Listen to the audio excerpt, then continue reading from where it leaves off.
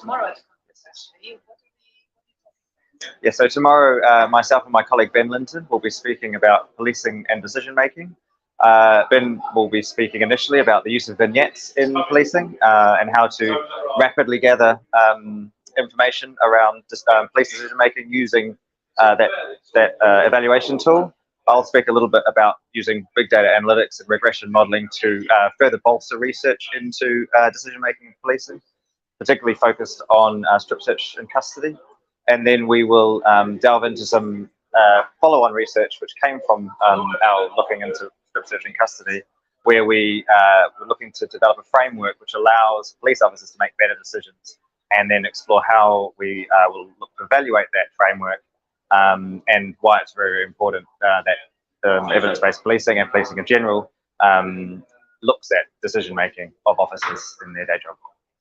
Can you give us some highlights of the findings?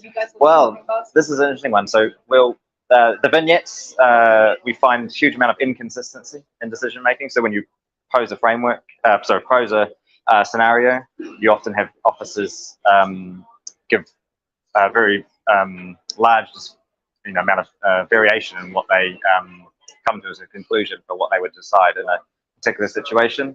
And equally, when you look at the big data sort of analytics on decisions made in custody suites, we find that while we find things like the crime that offenders have taken to custody for, and their and the propensity of those offenders are the major drivers of what